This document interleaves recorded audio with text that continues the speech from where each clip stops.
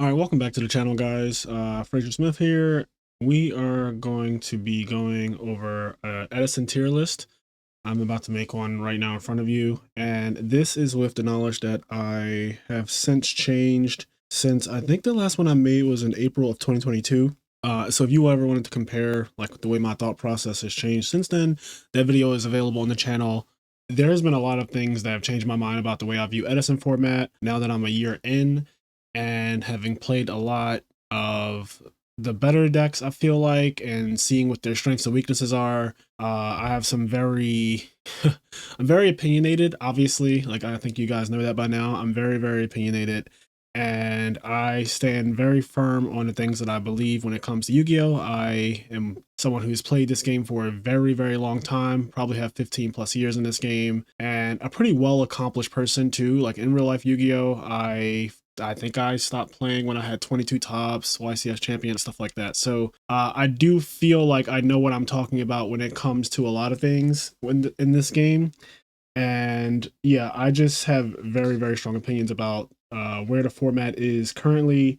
And we'll see if things change again. I'm sure that they will because, you know, the good thing about Yu-Gi-Oh!, even in a locked format like Edison, is that things can always still change, right? Like, at one point, I just did not think that Black Wings was as good as I realize it is now in my April 2022 list. And I was 3 months into the format at that time, right?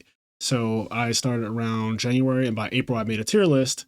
And yeah, my viewpoints have definitely shifted. So let's just start off with the really easy thing. Black Wings and like Value Turbo, these two decks are basically at the top of the food chain. I just feel like Black Wings is the best deck for a couple reasons. And I really don't care which version we're talking about. It could be hybrid, it could be pure, as it's called now. There's like a lot of debate in the community over which one is actually better because supposedly the pure build beats the hybrid build. But the pure build is basically Black Wings that doesn't play Dark Grepher, if you're wondering. And the hybrid just plays like Greffers and triple value. Pure tends to play one value, no Greffers at all. Usually runs around 18 monsters, which is just 3 of every Blackwing that you can run. 1 Gale, 1 Dark Arm, and that's pretty much all of your monsters. And then it's just a lot of defense. And then so Hybrid's been around for a while, and both of them are very successful. Also, Value Turbo is very successful. I'm pretty sure Blackwing variants and Value Turbo have the most wins of all decks in Edison format, starting from 2022 and currently. So if you add up every deck that has won a tournament, or add up every deck that has top, like all of the tops for Black Wings and Value Turbo, from let's start RBET1 up until right now, which is, as I'm recording this, February 3rd, 2023. I feel like Black Wings and Value have the most tops and the most wins. So if that is incorrect, you can, you know, feel free to educate me in the comments, but I'm pretty sure I see more Black Wings in Top Cut than anything, and more Blackwing variants or Value Turbo variants actually winning the tournaments on top of that. So, and I kind of group these decks together. I know that they play very differently. So Value Turbo is the deck that plays like Raikos and Caius, and it essentially the only Blackwings it actually plays is Value and Sirocco, right? But it is still very much using a Blackwing engine to fuel its main goal, which is to really put a lot of damage on the field and kind of control the game that way. And yeah, it's a very good deck. Both of them are very good. I'm not a Value Turbo fan personally. Like, it's not my cup of tea because it sets monsters often. Like, usually people play like Spirit Reaper, Hamster, Raiko, stuff like that. I don't like setting monsters if I don't have to.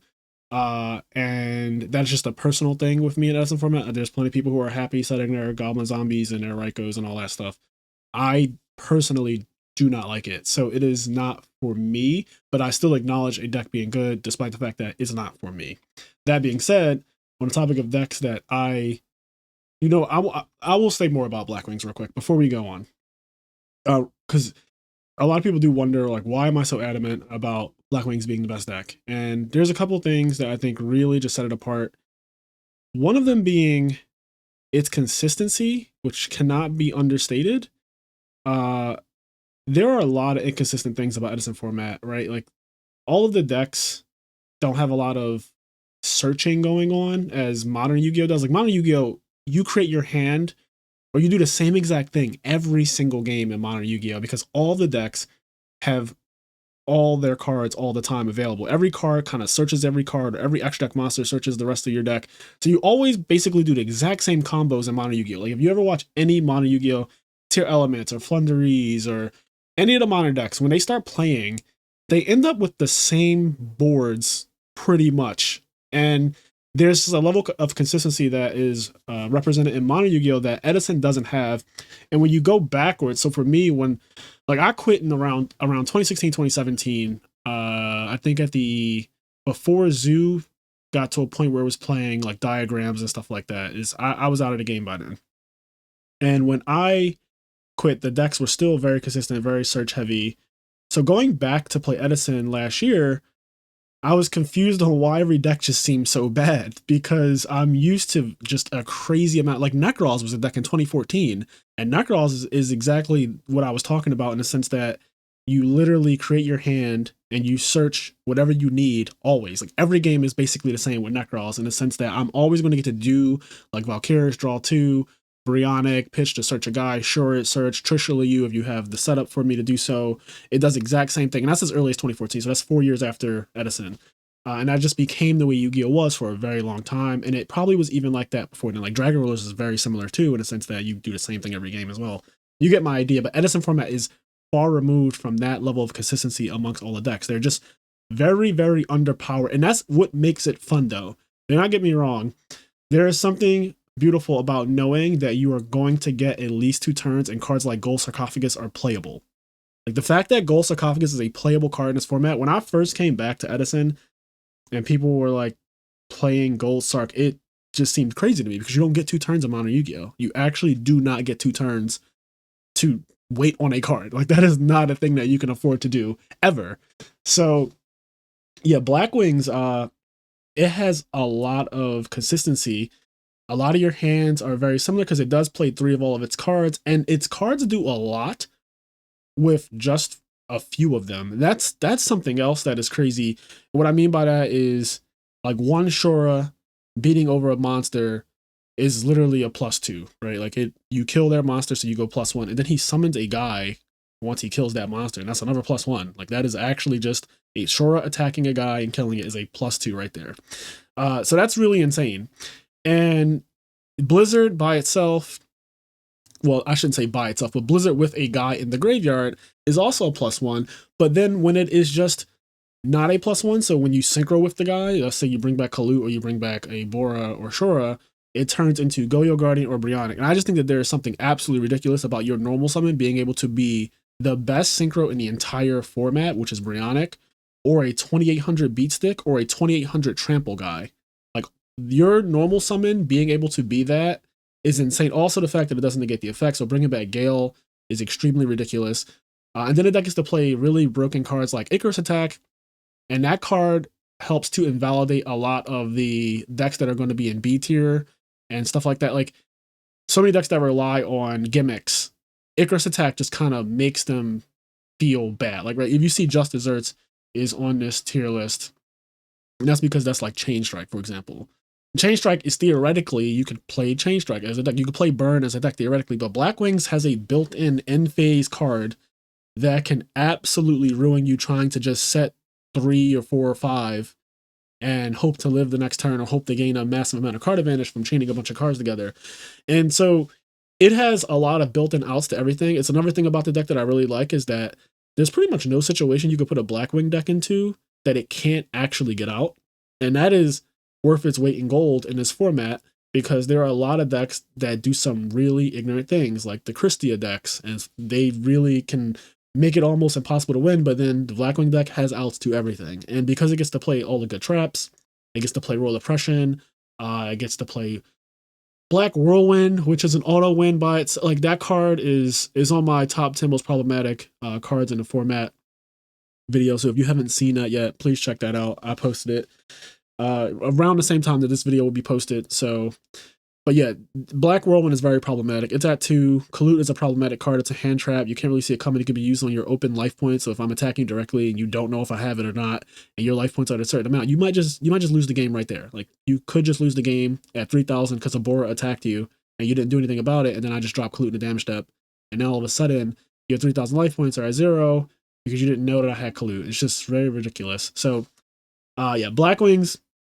doing a lot with very few cards, being able to play Dark Arm Dragon, being the best Dark Arm Dragon deck. Like, it is the best deck that plays Dark Arm Dragon because of its ridiculous amount of aggression and how literally all of your monsters are dark. You have Graveyard Manipulation with Value and Blizzard.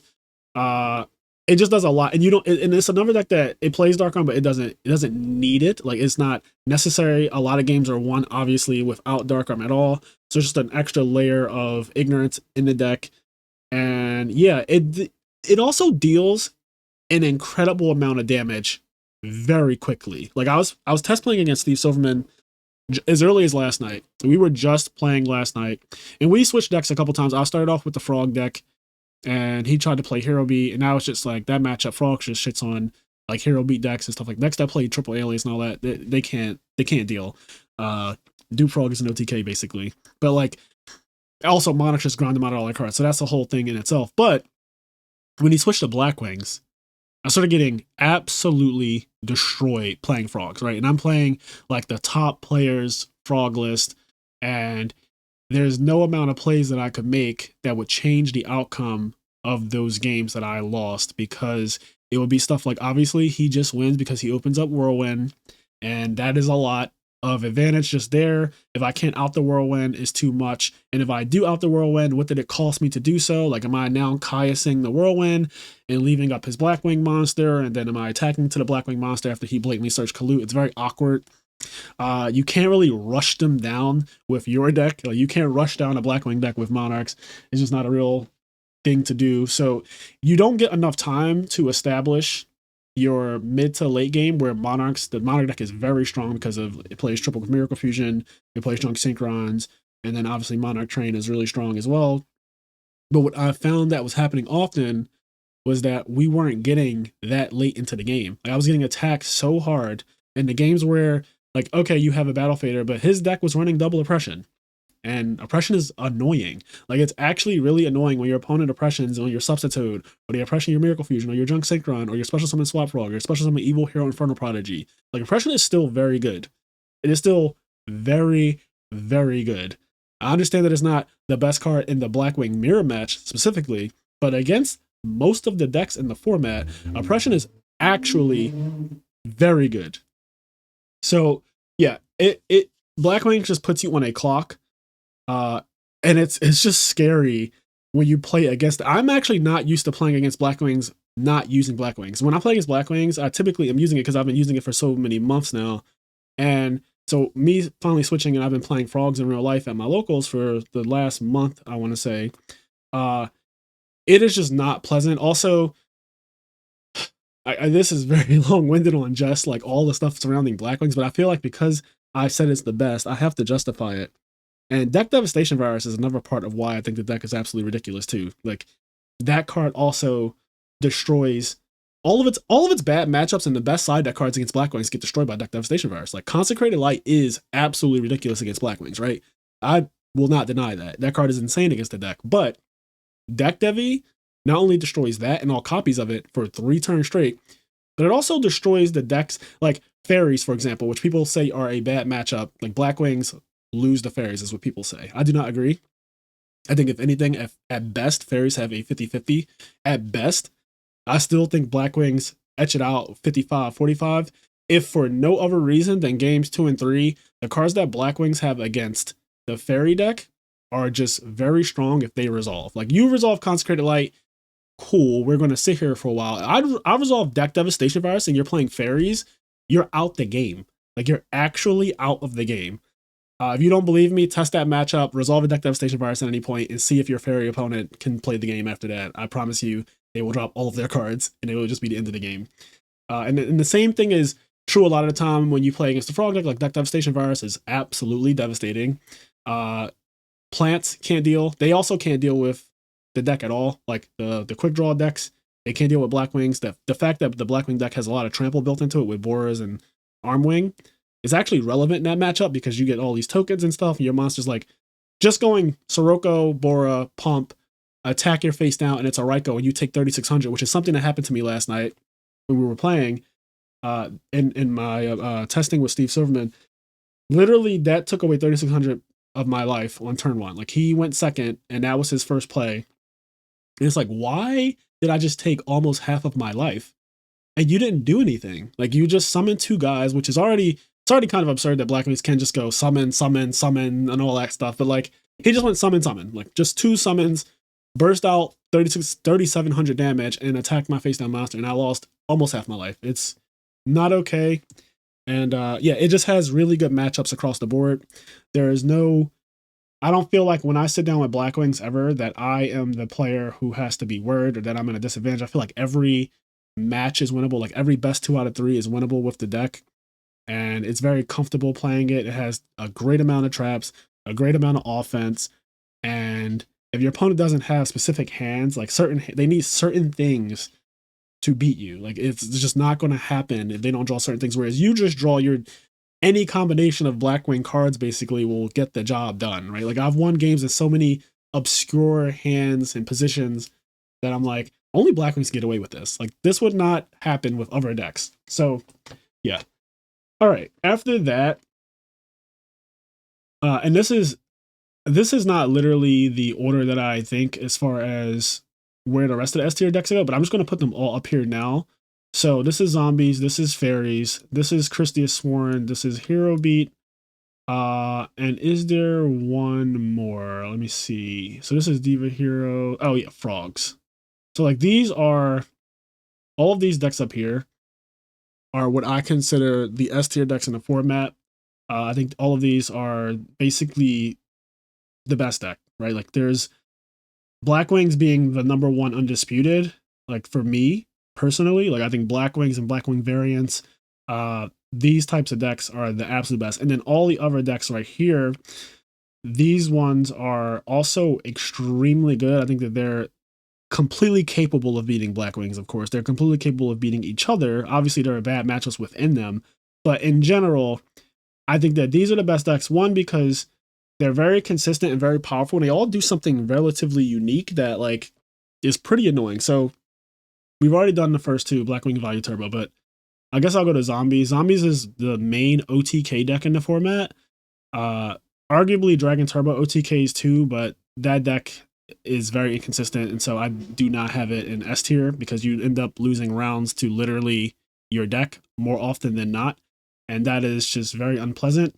And I feel like there is a deck that is better than the Dragon Turbo deck in this tier that is kind of doing the same thing. Like, if you want to invalidate your opponent by turboing out Ignorance, then there's a better deck in this tier. But Zombies OTKs very, very easily. And it's also very resilient. It has all the battle recruiter guys like Pyramid Turtle and sometimes Mystic Tomato.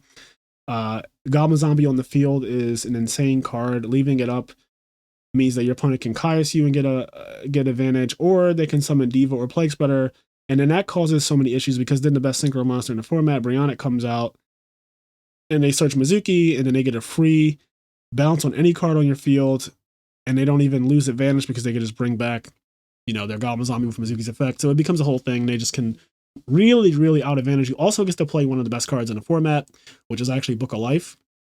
That card is a built-in DD Crow, but also Monster Born at the same time. It's a very, very good card, and it makes zombies extremely scary. The only problem I have with the zombie deck personally is that it does require 2 cards to make any play. Like, Zombies doesn't do a single thing with 1 card, and that is in contrast to the Blackwing deck. So Blackwing's like, I can just have Oppression, right? And that'll stop your Goblin Zombie plus Diva synchro summon into a guy. Like, you synchro, and then I'm just negate your summon, but it took you 2 cards to do that, right? Like, you need to, Caius requires 2 cards for you to do it, and the Blackwing deck can just kind of do a lot with a little bit, as opposed to Zombies needs 2 cards for every single thing it does. Like, I'm never afraid of a top decking zombie deck, for example. It's not as scary as, like, Blackwings can top deck Blizzard and Dark Arm and Sirocco, which is a 2000 beater and stuff like that. So, but the deck is really good. I acknowledge that it's a very, very good deck. It can certainly beat you no matter what deck you're playing. And yeah, so it has really good matchups against like Frogs because of Book of Life and how passive that deck can be. And yeah, it's a good deck.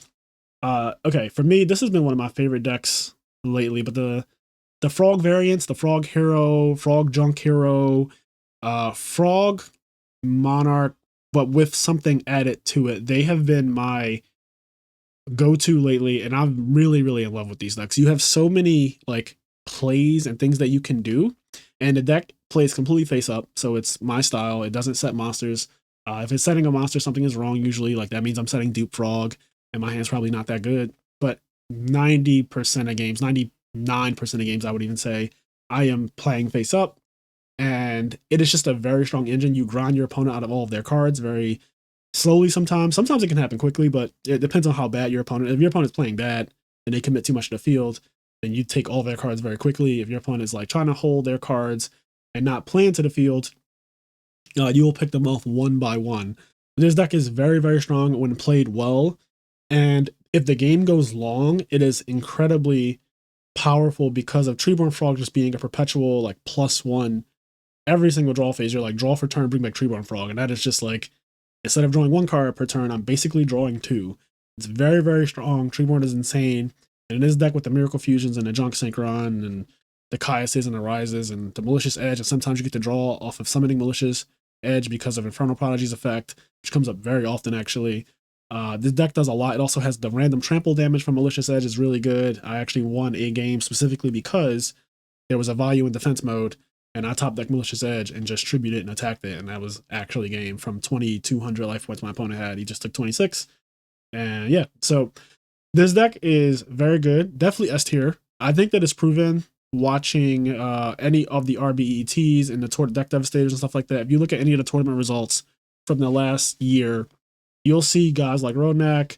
I think Cameron's the other one.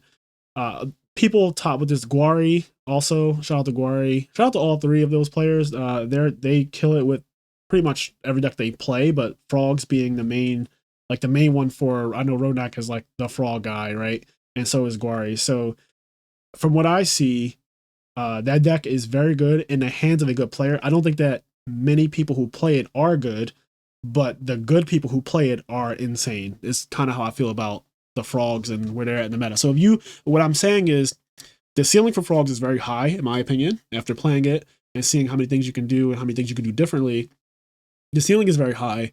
So the barrier of entry is actually pretty up there. Like, it looks easy, like, oh, you just bring back Treeborn Frog and tribute for Caius, but there is actually a lot more decision making than that, because it is not the old school. It's not the old school Frog Monarch deck that just played like 15 tributes and Treeborn Frog, Substitute, Swap Frog, and that was all it did. It had no other plays outside of that. It didn't synchro, it didn't play Miracle Fusion. It just had like this very linear game plan that if something happened to your Monarch, then you basically ended your turn.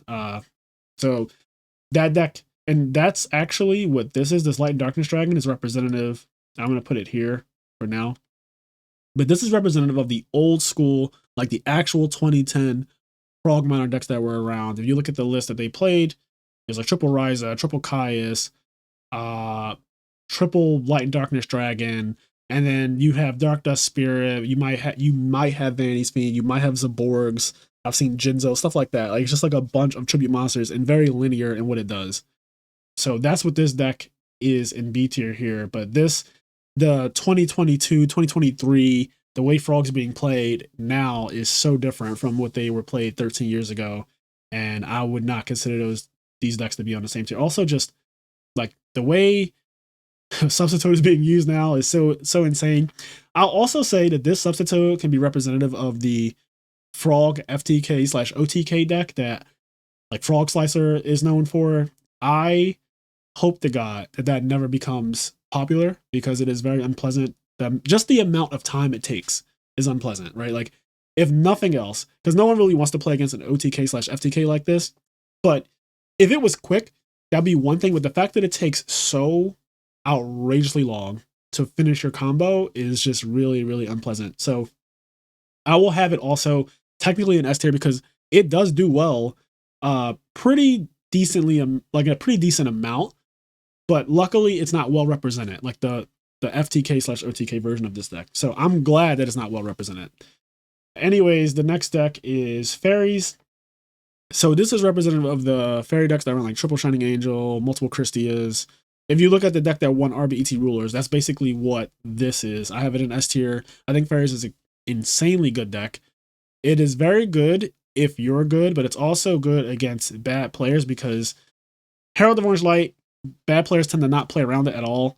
And it can be very ruinous. Like, I literally remember a situation when I first started playing Fairies last year, and someone was playing Glad Beast at locals, and he cold waved me and went for like Prisma, Test Tiger, Gyzaris, and I just Herald of Orange Light it. And when I tell you that that is one of the most awkward situations because I'm under Cold Wave, and you think that your play is just guaranteed to go through, and he Cold Waved his own Glider Beast War Chariot. So, like, in a weird way, is like damned if you do, damned if you don't. Because if I have Herald of Orange Light in a situation, which I don't even think he was considering at the time, because no one was playing Fairies until I brought it to my locals. Like, it literally was not played at all. I don't even think people knew what it was until I brought it to my local. But Herald of Orange Light literally is one of the only things that could stop that outside of like a main deck DD Crow, because this was game one. But he locked down his own chariot, and then I was able to just Herald of Orange Light him under Cold Wave, and now he's under Cold Wave. Because I don't need to play any spells and traps, even though I did have some set. I don't need to play any because you are now without a monster. You don't have a Glad Beast on the field. You committed 2 cards to that play, Prisma and Test Tiger. I gave away 2 cards in my hand, my Herald and whatever it was. And so now I'm closer to summoning Christia. I have the field presence. On the next turn, my traps will be live again. Your Cold Wave's going forever. So it's just a really bad spot. So that's just like one instance where Herald of Orange Light is really ridiculous, but it's also really good against stuff like Caius, right? Like, Caius typically takes 2 cards to go into, and it really helps against that. It's good against game-breaking cards like Judgment Dragon and Dark Armed. It also, again, it fuels Christia. It's a tuner for some reason. That actually does come up very often. You can make Brionic with a Shining Angel, or Nova Summoner, or a Dimensional Alchemist, or a DD War Lady. So that's really big. And if you games 2 and 3, when you side in cards like Cyber Dragon, it lets you go into Ancient Sacred Wyvern, which is a card that allows you to sometimes OTK your opponent. It also allows you to go into, Avenging Knight Parshaf, I believe is the guy's name. Like, you can sometimes get that guy out. Obviously, it's very rare, but like there are situations where, it might come up.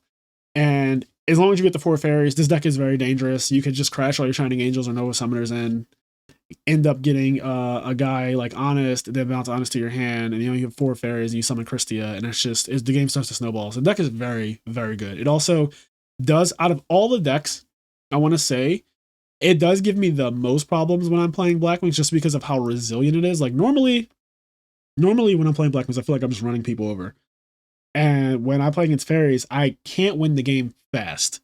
And if I try to, I typically end up putting myself in a situation where now my opponent can reversal me and beat me. So I have to play this very slow, methodical game against Fairies every single time. And it's really obnoxious. And if you don't have the stamina for it, you will lose.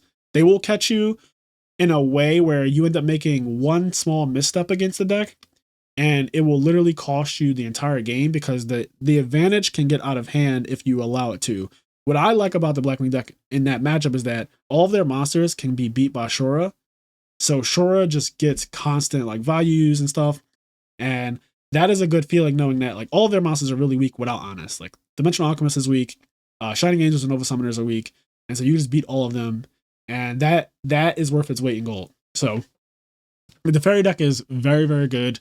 I believe it was Pro Storm who won RBET Rulers, and I really like that list. I like the Legacy Yatagarasu tech. I like the Cyber Valley tech. The deck has gotten better. The Mind Control in the main deck, because you do play triple Herald of Orange Light, so that is a tuner. And now you're playing Cyber Valley, which is searchable by Shining Angel and stuff. So yeah, it's a really, really good deck.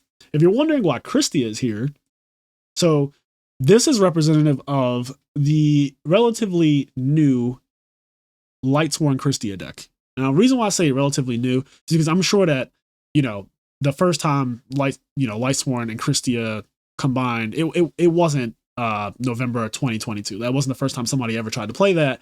But I think that the build that did top RBET Rulers is the best one that I've ever seen of it. It's very, very well thought out. And sorry, I don't remember the name of the person who actually made the deck, but shout out to you, because I've been playing this deck basically since I saw it, and I immediately realized how absurd it is. Like, it is absolutely one of the best decks in the format. If you're not aware of it yet, you do need to test with it and against it to see what I mean, because when you like staring at the deck list, it doesn't look like it's the end of the world. Like, it doesn't look like the craziest thing. It looks like, oh, this is Lightsworn, has triple Christie in it. But then you look at it again, and when you start playing against it, it does have a lot of fairies in it. It is much more of a fairy deck, honestly, than it is a Lightsworn deck, because it's playing triple Herald of Orange Light, triple Solar Purity and Light, triple Christia, double Honest, Shire, Lightsworn, whatever, and then double Celestia. So it's playing a lot of fairies. Like, it has a lot of fairies, and it's a lot of monsters in general, but so many of them are actually fairies. And there have been games, obviously these are the real high ceilings, but there have been games where I've summoned Christie on turn 1, and there are a ton of games where she comes out on turn 2, because the deck also plays triple Hamster. So, and it's really strong going first. So if you go first and you set Hamster, and your Hamster either gets attacked by your opponent, or even if it doesn't, but if it gets attacked by your opponent, you get Raikou. Typically, Hamster doesn't die from monsters that attack it face down on turn 1.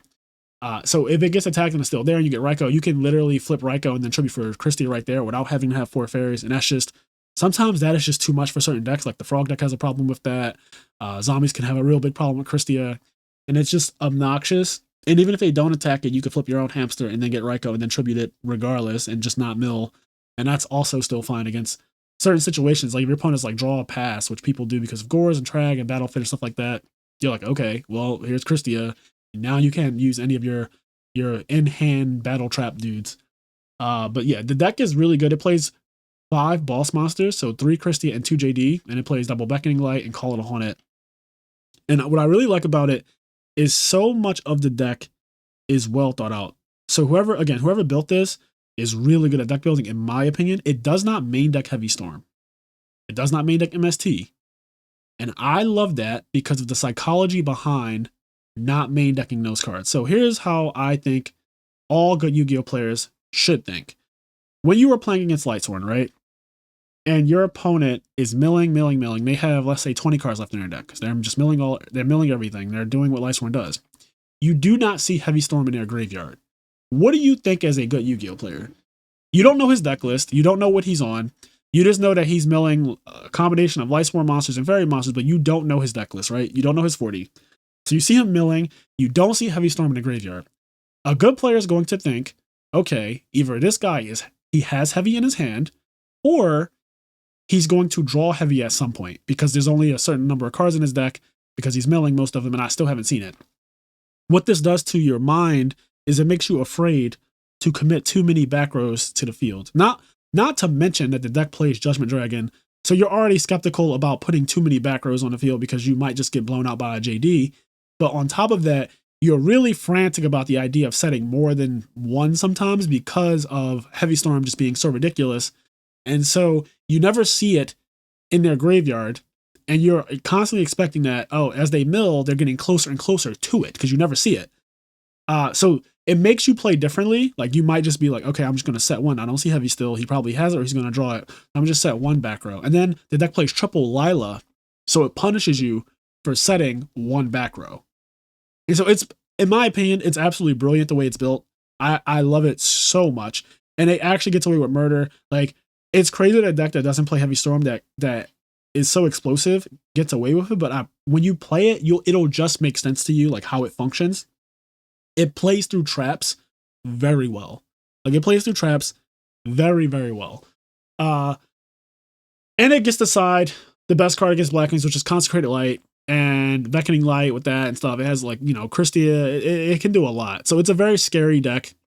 And I think that it is a Lightsworn deck also, right? So it has that casino element to it. And I call it casino in the sense that there's like that luck factor of, oh, you milled insane this game. So no matter how good your opponent is, sometimes you just mill in a way where you invalidate their skill level.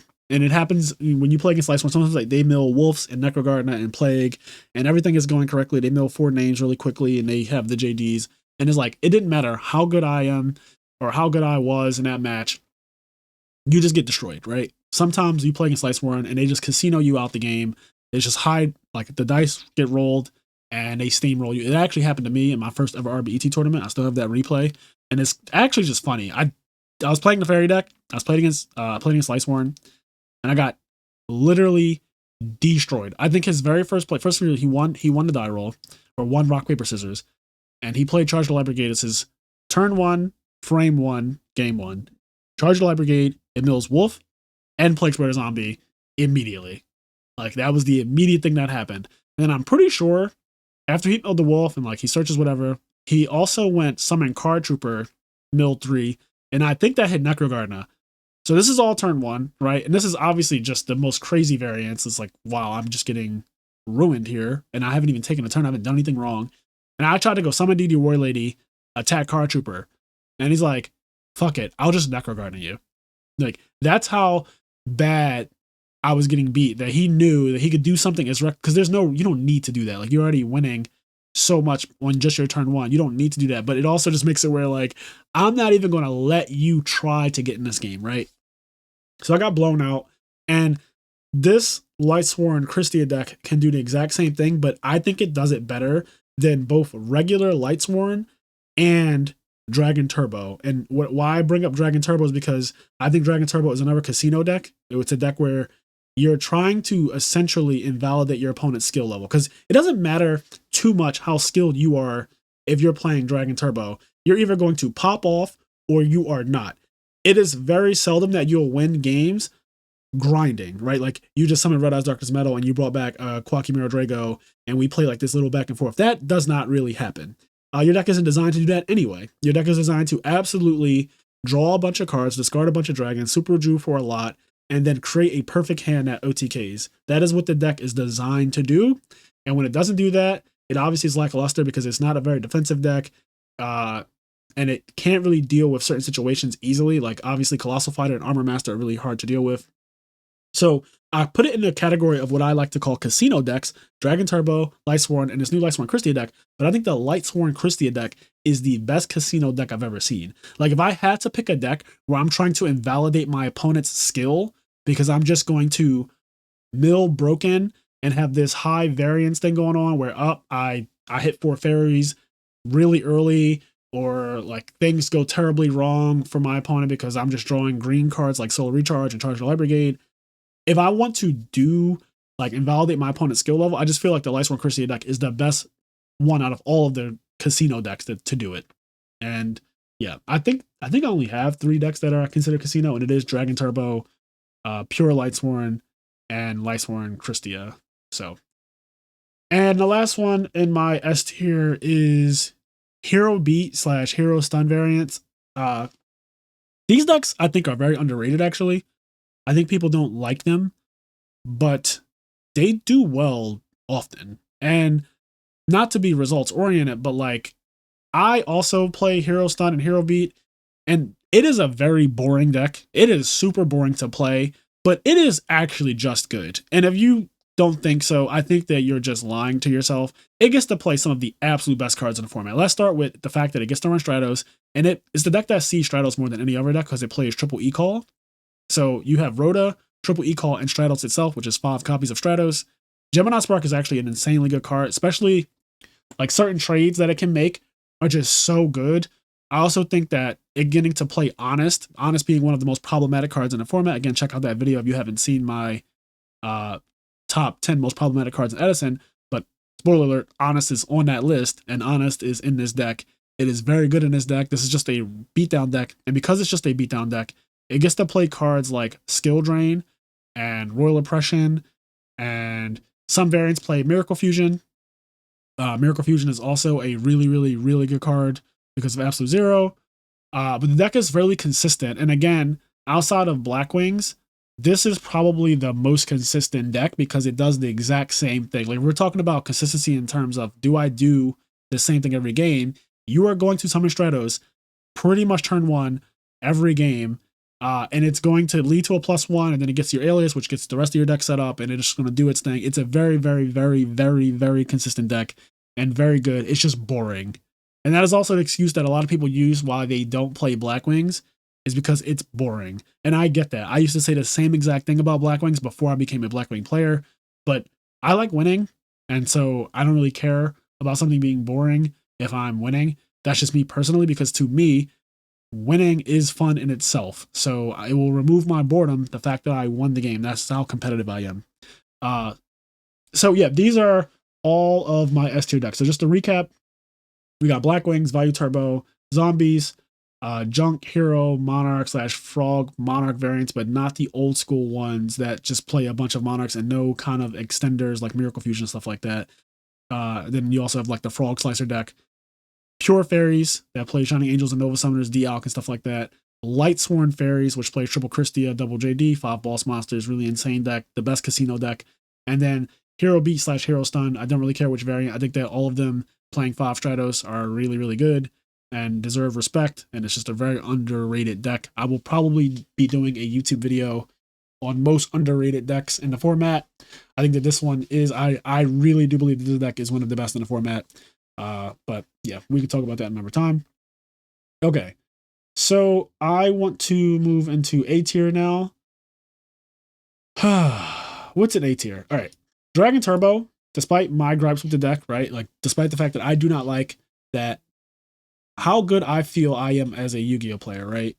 Like, I think I am a very good Yu-Gi-Oh player, and I think that this deck doesn't allow me to flex that muscle enough. I think that it actually nerfs me. Like, me playing this deck, I've lost games to players at my locals that I've never lost to ever. Like, I've never lost to them ever because I was playing Dragon Turbo and I just drew unplayable twice. Or I drew unplayable one game, which is fine. And then the other game, they actually just beat me straight up because they drew a good hand too. Like, they actually just drew like Whirlwind, Shura, and attacked my shit because they realized, like, you're playing this deck. I don't need to respect you because, one, you'll never set a back row. You really don't have any. And Gores and Trag, you better have it, right? Like, if you're playing against Dragon Turbo, spoiler alert, you're just supposed to attack them like crazy. You don't throw caution to the wind, because at the end of the day, if you give them time, they will eventually beat you. So there's no incentive to be afraid of Gores and Trag, because if they have those cards, you weren't going to win anyway. Like, if Gores and Trag is enough to beat you, right? So if you're trying to play around Gores and Trag, if that was enough to beat you, I feel like you were going to lose anyway. So that's just my personal opinion on that whole thing. But the deck is obviously still a contender, right? Like, it tops tournaments, it tops the RBETs and stuff like that, and it's a deck that you do have to be afraid of, because it can casino you out the tournament or out the game. Like, there are times when you will sit down against Dragon Turbo and you might get 2-0'd because your opponent opened Future Fusion, and that's just really obnoxious. But yeah, they open Future Fusion, or they open Cards of Consonance into trade in into Cards of Consonance, into Uptart, into Magical Stone Excavation, into Super Rejuve, draw 6 on the end phase, draw another 6, and then they have a perfect hand, and it's like, well, I didn't get to really play. My opponent just absolutely shit on me, and it happens. So this deck is an A tier. I'm not going to order the A tier decks. I'm just going to put decks in the tier, and then that'll just be that. So do with that what you will. Pure Lightsworn, in my opinion, I don't think there is an incentive to run Pure Lightsworn over the Lightsworn Christie deck. I think the Lightsworn Christie deck is just a much better version of this deck. I think Christia is such a ridiculous card. She is one of the best boss monsters in the entire game, and Pure Lightsworn doesn't play her. Also, I will do a YouTube video on best boss monsters in Edison format. But Christia is 100% in S tier, like, right? Like, he is an S tier. Christia is insane. Absolutely insane.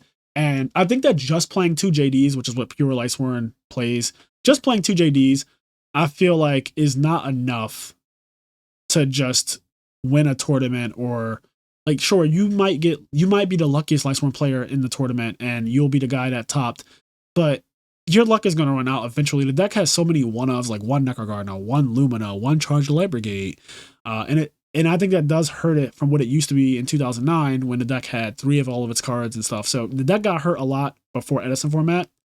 And I just think that it needs more consistent power. And so the Lightsworn Christia deck has a lot of consistency built into it because, again, it's playing triple Herald of Orange Light, triple Christia, triple Hamster, triple Raikou, triple Solar Purity and Light. It's doing all of these things, triplicates of a lot, triple Solar Recharge. And instead of all of these one-ofs. And it also, like, Lightsworn Christie deck does not play Wolf, which is a brick. And it plays more active cards. Like Solar Purity Light is actually a beater that makes level 8 synchros with Herald of Orange Light and Plague Square Zombie. So that is also a merit of playing the other deck over Pure Lightsworn. But the reason why Pure Lightsworn is in A tier is because casino decks are just terrifying. They're actually pretty good, especially in a good player's hands. Like casino decks they're just terrifying. That you could actually be invalidated. You could have the best deck in the room. You could also be the best player in the room. And it doesn't matter because these decks can absolutely destroy you off of just I open charge, recharge, and my mills were insane, and there's nothing you can do about it. You just have to hold that L. I open Future Fusion and Cards of Continents and Trade In and all this stuff, and you just have to hold that L. And sometimes it just be like that. Let's see. Is there anything else I want to put in A tier? Okay, I will say Diva Hero. Diva Hero is definitely an A tier deck. I think Diva Hero is like, it's weird because there are two other decks that play Miracle Fusion that I have in S tier. So the Frog, Monarch, Junk variants, they play Miracle Fusion. And then a lot of Hero Beat players also play Miracle Fusion. And Diva Hero is in a weird way in the middle of those two. So I think that the Frog version that plays Miracle Fusion does a better job of playing that card than Diva Hero does because it's live really easily, but it's also not the sole purpose of that deck. You can win with Monarchs without ever playing a Miracle Fusion. You can win with Monarchs and the junk part. You could also just win with the Miracle part without doing too much Monarch stuff too. So I've had it all kinds of ways because it has so many engines that actually blend so well together. Also, Substitute is just such a broken card, right? Like we're talking about getting water monsters in the graveyard. How about thinning your deck out by like 10 plus cards, getting water monsters for the rest of the game? Like your opponent will never be able to soul release you enough after you do a Substitute combo to remove all of your water monsters. Like it's just not possible. So you'll always have water. And then the hero aspect, you play a lot of heroes in the modern builds because of the Malicious Edges, the Infernal Prodigies, the Stratos. So you have plenty of heroes, and then some builds play Instant Fusion for the one guy, Elemental Hero Mariner, I think is his name. He's actually a water monster. He's 1400, so he gets under bottomless. And he's an instant fusion target. He's a 5-star fusion. So he's very good. And yeah, so that deck is just a better Miracle Fusion deck than I think Diva Hero is. And then the Hero Beat deck is a more consistent deck because where the Diva Hero deck kind of loses some of its luster, I guess, is it's playing cards like Malicious, and it doesn't have a crazy way to convert the Malicious outside of putting it in the graveyard with like Wing Blast or Future Fusion. So Malicious is not the best card to just draw a raw unless you have something else with it like Dreffer or Phoenix Wing Blast or Raigeki Break or whatever. And then the thing I hate about this deck the most is that it needs to draw all of its engine to do well. So it needs to draw the hero engine. It needs to also draw water monsters. And it also needs to draw actual Miracle Fusions for it to actually play correctly. And if you don't do all of those things, your deck just fucking sucks. Like actually sucks. You're just drawing like Divas or Spine Gilman. You have Caius and stuff like that, but like what deck doesn't at this point? Caius is not enough by itself usually to just win you an entire set, like best 2 out of 3. It's a good card, don't get me wrong. Like Caius is insane, but it is not like your deck is called Diva Hero for a reason, right? So you need to draw all 3 parts of your engine, the Miracle Fusions, the water monsters, and the heroes. And I've played so many games with this deck when Edison format, when I first got into it last year, where a lot of times you just don't actually get to see all of your engines, and they need to come together in this perfect harmony. Now, the player who I think, or I guess the 2 players who I think are doing the best with this type of deck, obviously in the past was Silchus Ruin before he switched to playing zombies, and a true hero. He qualified for RBET Rulers last year, and he plays this deck and does well with it. Both of them know the deck like the back of their hand. It's pretty much the main thing that they play, and they make the deck look really, really good. And the deck is good. Like it's an A tier, so I don't want people to think like, oh, it's an A tier, that's a bad thing. Like no, it's just that I feel like because it's kind of an OTK deck, I feel like if you want to OTK people, Zombies is a better version of this deck. Like if the goal is I want to establish a crazy board and out of nowhere and kill my opponents, I think that the zombie deck does that better. It's the only OTK deck I really have up here in S tier, but I think that it just does a better job of actually winning the game by one battle phase than Diva Hero does, because Diva Hero has to draw so many parts of its engine, whereas zombies, one goblin zombie leads into so much. So that's kind of how I feel about Diva Hero. Also, I mean, the same thing can be true about zombies, but it's very susceptible to traps. Like certain traps just really hurt this deck, like oppression. It can just be really disastrous. So the Diva Hero deck is good. I just don't think it is as good as the decks in S tier. And that's just kind of where I'm at with that. Okay, let's go to some B tier stuff. So we're gonna put Sky Scourge and Alaris in here. This deck it's scary, but I think it's at the point where one, it's not well represented in the meta. Like almost no one plays this. In fact, there was a tournament where I looked at the decks for an RBET. Like it just had a chart of everything that was played, and there was one Alaris deck in the entire like 200-person tournament. So it's not, most people don't play it because in all honesty, it's not really trying to duel anyway. So it's not the funnest deck to play with. It's definitely not the funnest deck to play against. And actually, now that I'm realizing it, this is a casino deck as well, but it is by far the worst of them because you need a lot of things to go correctly for it to actually be the nuts. You need to actually Alaris your opponent, right? That's important. But you need to also make sure that like you're not just dumping both of your cards so that you can go in a top deck mode without any advantage. It's very important that you end up with a Red Eyes Darkness Metal in the grave, with like Red Eyes Wyvern, or something of that nature, so that way, when you do reset you guys to 0 and you get your +1 off of Alaris, you do actual pressure to your opponent. Like you apply actual pressure. That's extremely important, and you will lose the game if you don't do that. But it is the worst casino deck out of all the decks in the format. And also everyone basically sides DD Crow, which is really good against you, obviously. It basically just ruins you. You activate Phantom of Chaos, you target Alaris, and they just banish it. And now you just have a Phantom of Chaos sitting on the field at 0/0 that could be beat by anything. So if you're playing against Black Wings, you have to worry about Shura, and literally Treeborn Frog can kill Phantom of Chaos. Like, it's bad. The deck is very fragile, and I just don't think it's worth playing at a tournament unless you're saying, I am the luckiest person in the room. My skill doesn't really matter. I'm just hoping to get there. I think as a surprise deck, this deck is really cool as a surprise, but it's known about at this point, and you're not really surprising anybody when they see you special summon Grepher by pitching Alaris or Red Eyes Darkness Metal and start sending shit to the grave and all of that. Like it's really it's a fun deck to play sometimes. It's not fun to play against ever. And Consecrated Light's now in the format because of Black Wings. Like, this deck suffers so much collateral damage because Black Wings are simply too good.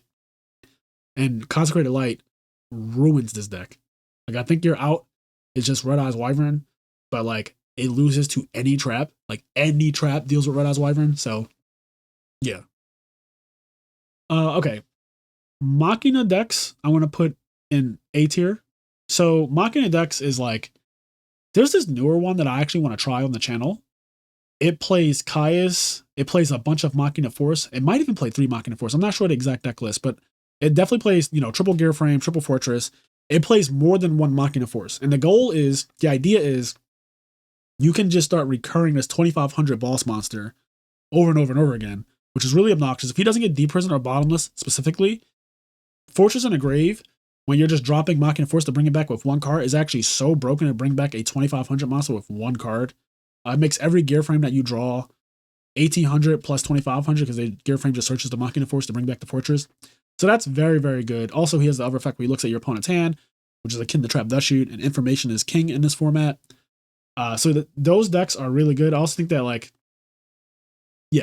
I think gear frame in general, being a Stratos, having additional effects, and then Fortress being an easily summonable boss monster is just really good. So those variants of the deck that just play like that, I think are definitely A tier decks. They can definitely beat pretty much every other deck. I feel like things in S tier and things in A tier can all beat each other, but the things in S tier are just more consistent overall. They're more powerful overall in the things that they do. Consistency and power is why S tier is different from A tier, is essentially like what it is. Because as good as Machina Fortress is, no one would say that it's as powerful as Whirlwind Shura, or Goblin Zombie summon Deep Sea Diva, or Substitute combos go a million, or Christia on turn 2 and stuff like that. Like it doesn't have the seal. These decks don't have as crazy of a consistent ceiling as the other decks. Like all the decks in S tier have a high ceiling that is also consistent as hell. Like they pretty much do their thing. It's hard to make them not do their thing. The decks in A tier, they're also really powerful, but the consistency is not that's what's missing. Like it's the consistency that is missing from these decks. Okay. So I will say Gravekeepers, a lot of people ask me about this all the time. I don't think this deck is really playable in this format. Like sure, you could Royal Tribute your opponent and they could drop their whole hand and you might win a game like that. But the deck is actually missing too many cards to be good. And I know I'm the Gravekeeper guy and all that, but like I have to be honest, right? Like I cannot sit on this channel and straight up tell you a lie like that Gravekeepers is playable and like really good or something, because it's just not. And maybe things will change. Maybe somebody will come up with a list that's really, really good, but I just don't feel like you're incentivized to run it. Also, Necro Valley sucks in this format. Necro Valley doesn't stop Red Eyes Darkness Metal Dragon from bringing things back from the graveyard. I know, sounds crazy, but the reason is because Red Eyes Darkness Metal Dragon actually doesn't target. And because it can summon something from the hand or grave, it just somehow gets around Necro Valley. So that is like awful. And it actually happened to me when I was playing DB last year. Randomly, the guy was like, oh, it doesn't stop that. Like, he just summoned Red Eyes, and I started losing out of nowhere. So that's really bad. I'm pretty sure it doesn't stop Beckoning Light either, because Beckoning Light also doesn't target. It doesn't stop. I feel like it doesn't stop Plague Spreader Zombie. And so there's a bunch of things that it just doesn't do in Edison format that you would expect it to do, and it makes the card really bad. So Necro Valley is not good in Edison format, and on top of that not being good, you're missing Gravekeeper's Recruiter, you're missing Pot of Duality. Those cards add to the consistency of the deck, and it is very, very, very needed. So yeah, Gravekeepers I'm going to put in C tier. Okay.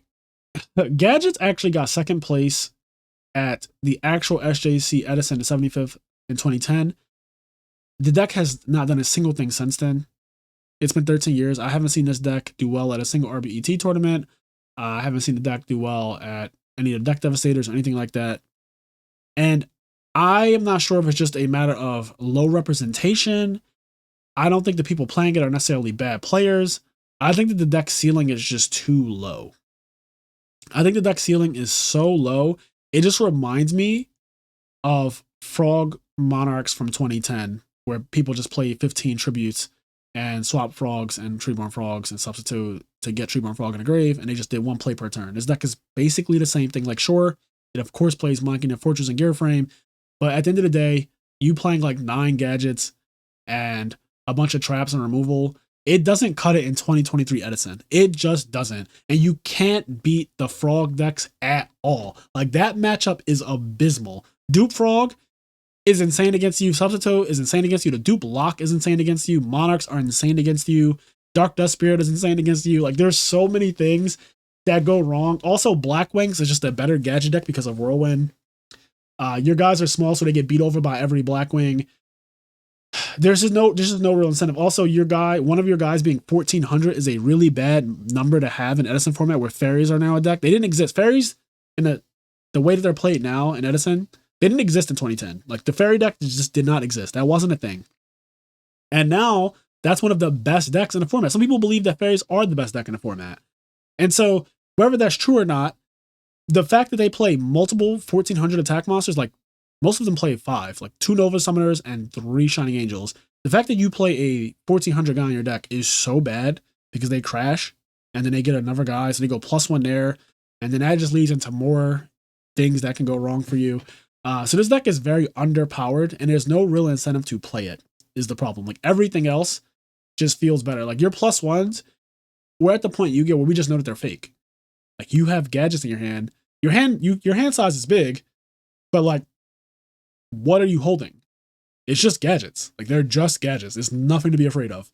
And a 2000 defense monster can actually wall you out of the game.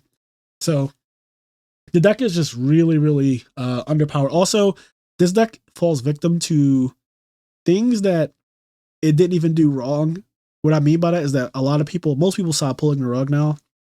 And Pulling the Rug is really designed for Monarchs. But it kind of sucks for you that it really hurts your deck as well. Like your gadget deck gets ruined by pulling a rug. Because a lot of the gadget decks, if their gadget gets pulling a rug, there are times where that might have been your only gadget. So now you're at the mercy of your deck to give you another one.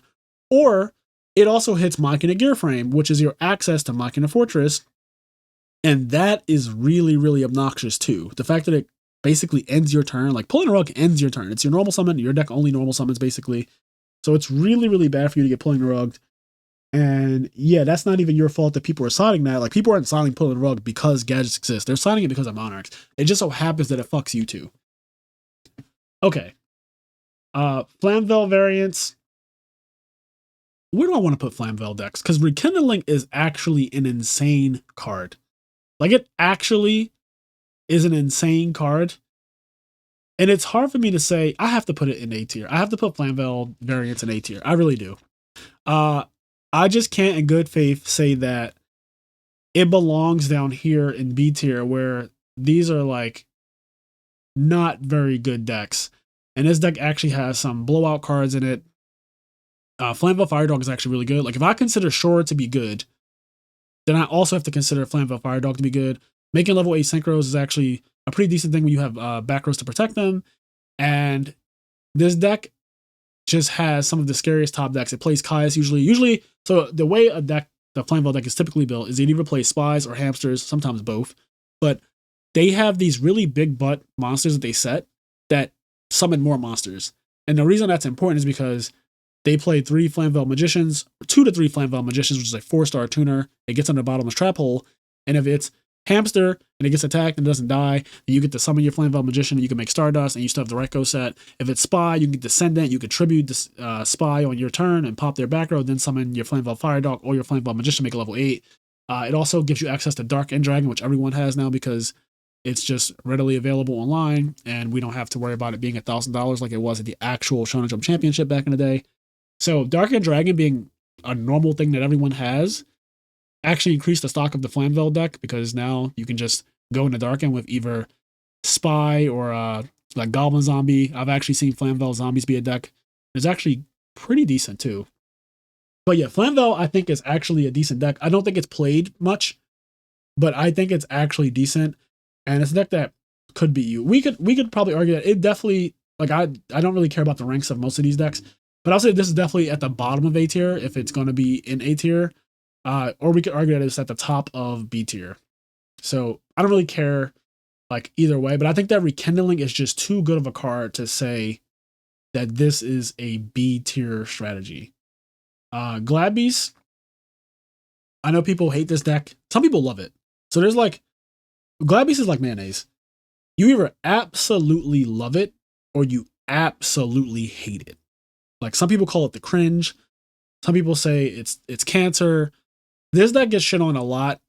But the people who love it, they'll never not go back to it, right? Like they'll always go back to it. They'll always play it when they can. And I give it its respect because it's one of the decks in the format that you can never draw bad against.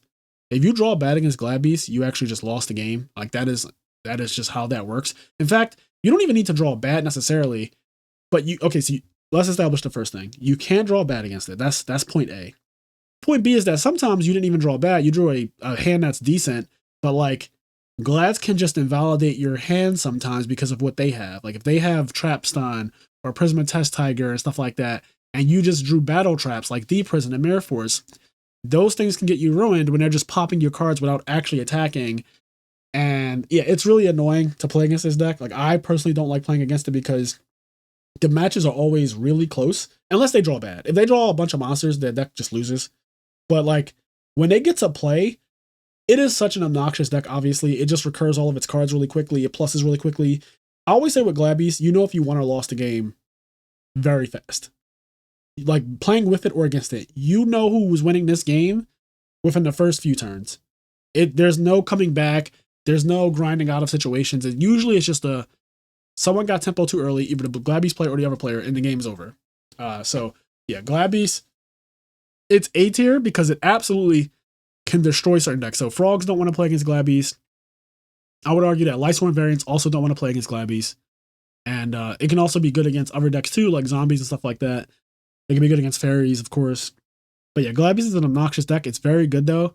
And it would be a lie to just say that Glad Beasts are not good. Like, I get that people don't want other people to play it because it's not pleasant to play against, but it is a good deck. Okay. This is kind of controversial, but I'm actually going to put Cat in A tier.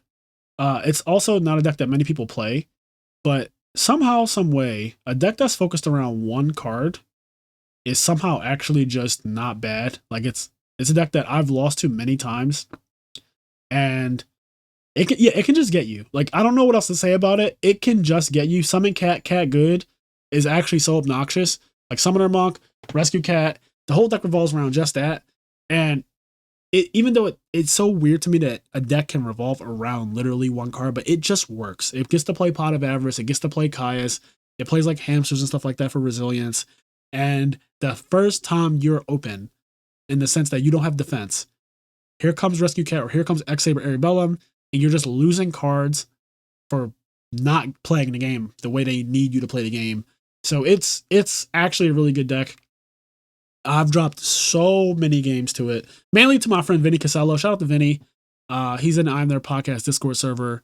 And when we were first playing Edison last year, I think Vinny was my only loss for like a month. Like, he would be the only guy at the entire local that would beat me, and it was always with Cat. Now, granted, at the time, I was still experimenting with a lot of different decks and stuff like that. But yeah, Cat can just, it plays so many ignorant cards. Like, it plays Cold Wave, it plays Giant Trunade, it plays Summoner Monk and Avarice and Not Light and Dark Dragon, Chaos Sorcerer, Dark Arm Dragon sometimes. Like, it just plays a lot of obnoxious cards. And yeah, it can absolutely beat you. It's pretty good, and I don't really have much else to say about it. I personally think that this deck is also an A tier deck. This is the Phoenician Cluster Amaryllis deck. This deck does something that no other deck really does in the same way. It plays Triple Titanial, and it plays, I'm going off the build that Carpath topped with RBET1. So it plays Triple Titanial, it plays Hidden Armory ×3, and then it plays one copy of Market Rose and one copy of DDR, and those cards are recurable with Hidden Armory, which also happens to mill a card from the top of your deck, and then it plays triple Volcanic Counter. Volcanic Counter makes it where if you have another flyer monster in your graveyard while Volcanic Counter is also in the graveyard, whenever you take battle damage, doesn't matter how you take it, whenever you take battle damage, your opponent takes the exact same amount. What that means is, there are certain games where you will get attacked down to a life point amount that's like, let's say 2,000. I always like to use 2,000 as low. So you're at 2,000, and your opponent has a monster like Caius in attack mode. You can literally win the game by summoning a Raikou and crashing your Raikou into their Caius. You take 22, and they also take 22 because of Volcanic Counter, and they lose. And what I meant earlier about your opponent can't win, I've played so many games with and against this deck where the scenario that'll happen is I can no longer attack ever because Volcanic Counter will just end the game and my opponent will win. Like, I don't have enough life points to attack with anything I have on the field. Like, yes, in an ideal world, I can attack with like a Treeborn Frog, and Volcanic Counter is mandatory, so it actually has to trigger. So we both would just take 100, and in that case, that's a way to like play around it. But oftentimes, games don't end up playing out like that. On top of that, again, smart players, good players, they know how to mitigate that by literally doing shit like summon Raikou and crashing into your big ass monster, and you just take a ton of damage and you lose. So the deck is really scary.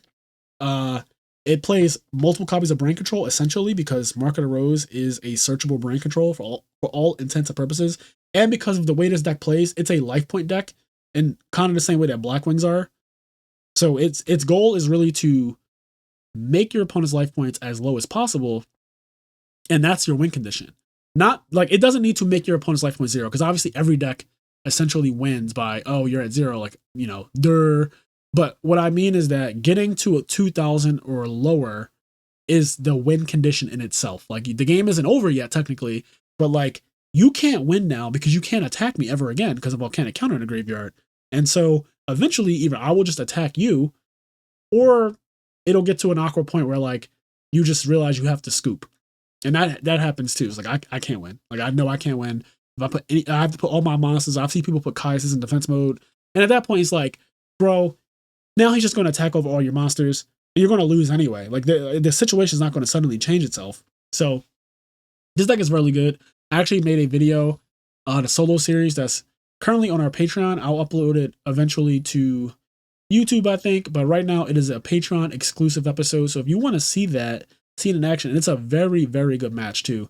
If you want to see it played and see how it performs, it's one of my actual favorite Edison decks, just because it does something so different than the rest of the decks. And I've never seen anything quite like it. I really like this deck a lot.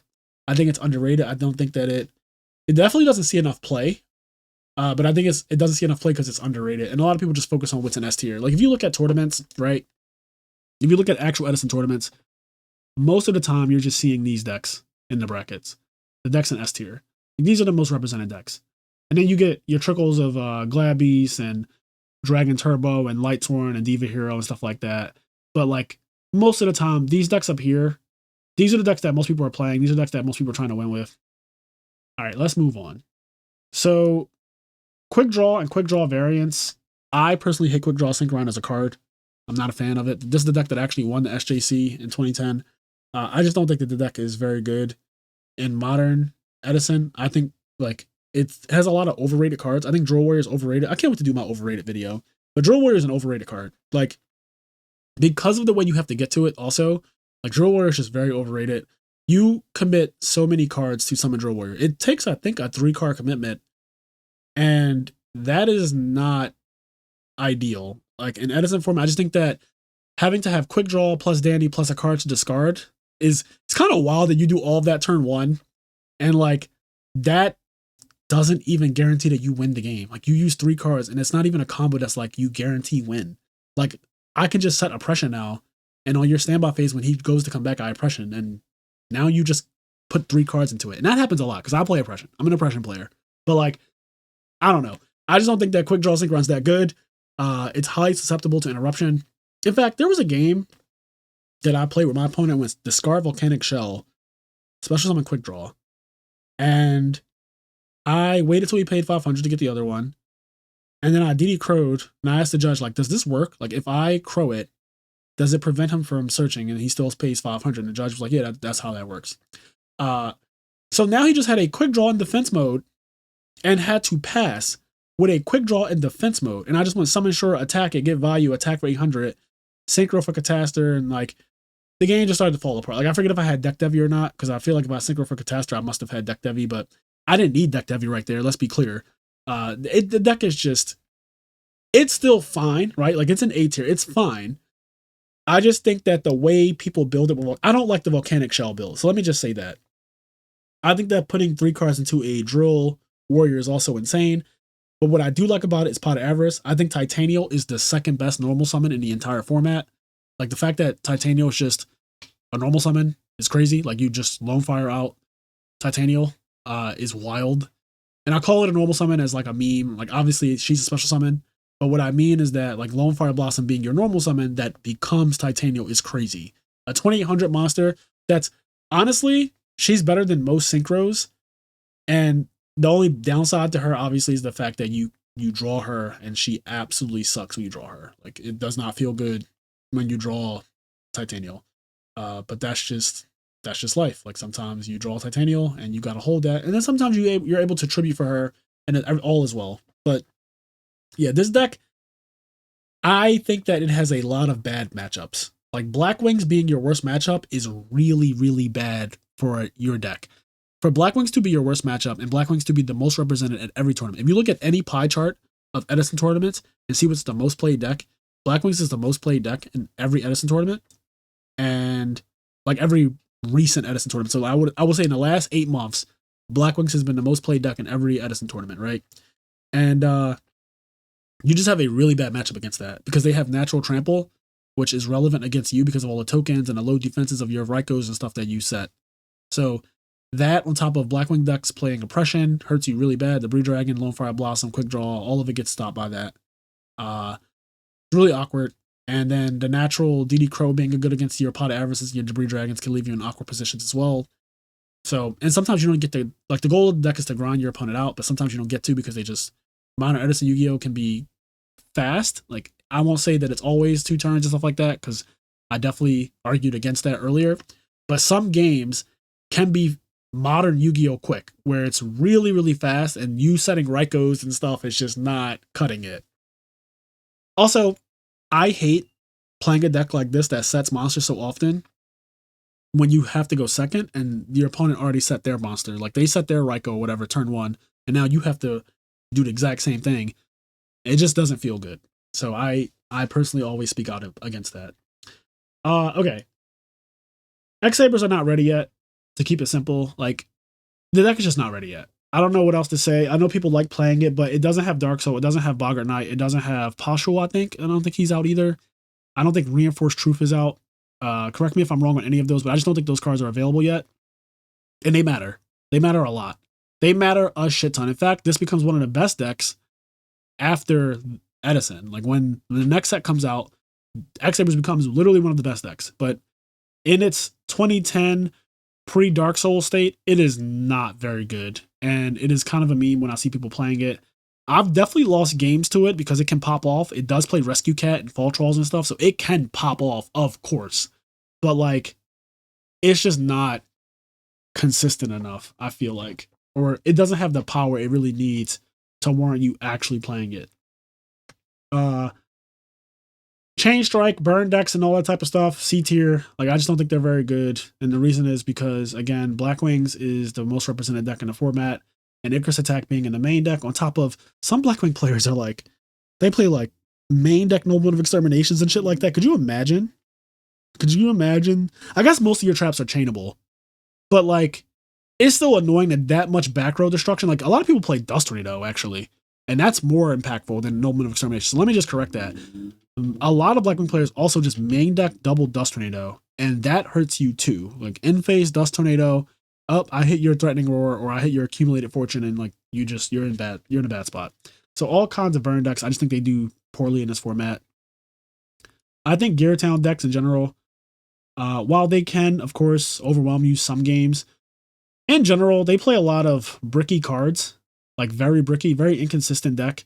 So this deck I'm going to put in B tier. I don't think it, like, if you look at what's in S tier, I just don't think it competes with S tier. Like, look at S tier: Black Wings, Value Turbo, Zombies, Frog variants, Fairies, Lightsworn Christia deck, Hero Beat. Miracle Fusion is so good against this deck, by the way. Like, they commit to the field, and their goal is like, oh, either to kill you, but if they don't, and a lot of times they don't, you just have Miracle Fusion to kind of wipe their board, and it doesn't have a good recovery plan. Like, this deck does not do well on the recovery. And another thing that I have to say about why I just think Gear Town decks and gadgets and stuff like that, every one side Cyber Dragon for the most part, and Chimera Tech is somewhere, and that's just annoying games 2 and 3. Like, sure, your game 1s are cute because you know Cyber Dragon should not be in people's main deck that much. You won't see too many of them in Edison format in the main deck, but every time people side deck, you can best believe that Cyber Dragon is going to be somewhere in their deck, and it is outrageously good against you for obvious reasons. So that kind of keeps this deck in check, as well as like gadget and stuff. The reason why I think that the Machina deck that I saw recently do really well at a tournament is good is because it plays Caiuses and Hamsters and Pot of Avarices and stuff like that. And it really just uses Gear Frame, Fortress, and Force. And that's kind of it. It's not really a machine deck in a conventional sense. Cyber Dragon is, of course, you would side Cyber Dragon against it regardless, but it's not gadgets and Gear Town, which are predominantly, like, their main thing is the machine aspect, and contacting on them is going to like absolutely debilitate them. They don't usually play Caiuses and stuff like that. 6 Samurais I don't think are really playable. Macro Monarchs and macro decks I think are actually not bad. It's just that no one, again, representation. I don't think anyone's really playing macro Cosmos decks that often, but I don't think that they're not as good as any of the decks up here. Like, all of these decks, if you look at this is what I think Edison format really is. Like, these 2 tier, like S tier and A tier, I think this is what Edison format actually is. I think everything else is a meme. Like, this is like these volcanic decks, things that play Firestorm Guards, Royal Firestorm Guards, and all that, and like Scatter Shots, Volcanic Shells, Blaze Accelerator. Like, these decks are cute, but they're not really one. If you look at this entire B column, right, all of these decks are pretty inconsistent. Why are they inconsistent? Because they play a lot of bricky things that are just like, if you can draw too many Macrocosmoses and too many D-Fishers, that's really bad. If you draw a bunch of Monarchs and you don't have a way to actually get them on the field, it's really bad. And your deck is not playing the Frog engine at all because it conflicts with the engine, of course. And the Frog engine is the best way to play Monarchs because Treeborn Frog is insane. DD Survivor will never be Treeborn Frog. So like, you have all these bricks and stuff and these inconsistencies. This plays like Scatter Shots and Volcanic Shells and Blaze Accelerators and all that stuff. And it's like, this guy doesn't even have an effect if Blaze Accelerator is already on the field or in your hand. Like, if you already have your Blaze Accelerator, this guy doesn't actually do anything, which is awkward. But he's a good 1900 searcher at first, and then everyone after that has diminishing returns. And yeah, these decks are just inconsistent. So B tier is like, these decks, nothing here is unplayable. It's just that they're inconsistent, and a lot of times you end up losing because of your deck. And I feel like if I'm going to lose because of my deck, I'd rather be playing Dragon Turbo or Pure Lightsworn, right? Because like, if I'm going to say, oh, the reason why I lost is because I drew a hand of all Monarchs, or the reason I lost because I drew a hand of all Gadgets, or the reason I lost because I drew an unplayable hand completely with Nolaris, or because I didn't get to do my Fall Trolls with this deck, or because I drew a bunch of big-ass monsters that I couldn't get out, or I just drew Gear Town with no way to actually get off the field, or stuff like that, or Cyber Dragons, or I'm just drawing Macrocosmoses and D-Fishers, and my opponent either has outs to it, or I just can't convert into actually any real advantage, and I get beat the hell down. And this deck's just full of like all these weird cards, but it does have like something going for it with the grind game. All these decks, if I'm gonna play these and say like I expect to draw bad a decent amount, like all these decks draw bad a decent amount, I'd rather just play one of these two, because when I do draw a playable hand, it's kind of ignorant, right? Like, it's just kind of ignorant.